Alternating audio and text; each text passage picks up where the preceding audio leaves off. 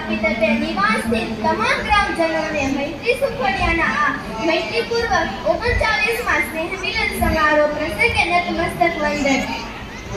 સંબંધોના ઝરૂખે આજે લાગણીઓના ફૂલ ખીલ્યા છે. સંબંધોના ઝરૂખે આજે લાગણીઓના ફૂલ ખીલ્યા છે.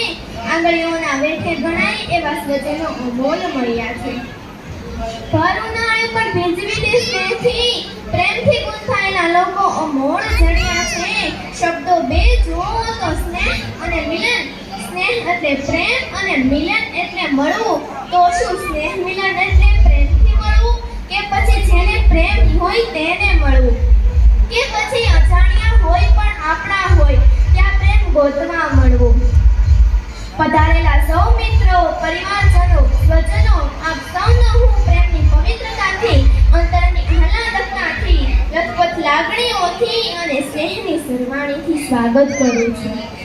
તો આજે મારે પરિવાર વિશે કંઈ કહેવું છે. પરિવાર કે જેમનું સ્વાર્થ એકબીજાનું સ્મિત છે, કે જેમની ખુશી એકબીજા પર આધારિત છે, કે જે બંધન નથી પણ જોડાણ છે, જે સંબંધોની ખાણ છે.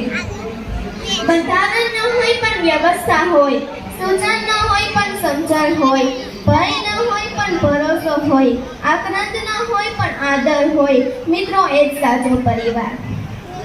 હા, હું માનું છું કે દરેક ઘરમાં, દરેક પરિવારમાં સમસ્યા જરૂર હોય છે, પણ એ લોકો ખુશનસીબ હોય છે કે જેમની પાસે પરિવાર હોય છે.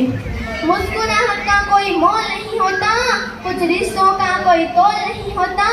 मुस्कुराहट का कोई मोल नहीं होता, कुछ रिश्तों का कोई तोल नहीं होता. ऐसे तो लोग मिल जाते हैं हर मोड़ पर, लेकिन कोई परिवार की तरह अनमोल नहीं होता. परिवार की तरह अनमोल नहीं होता. સમય, દોસ્ત અને પરિવાર એ ત્રણે એવી વસ્તુ છે સાહેબ કે જે મફતમાં મળે છે.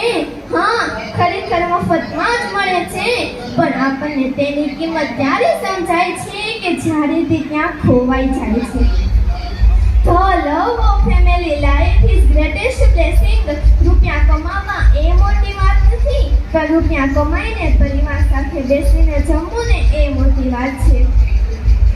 પરિવાર તે વૃક્ષ સમાન હોય છે જે તડકામાં પણ છાંયો આપે છે.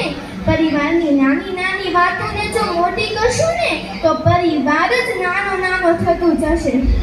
એટલે થોડું જોતું કરજો, થોડું જોયા કરજો અને થોડું જાતે કરશો ને જિંદગી જીવવા જેવી લાગશે.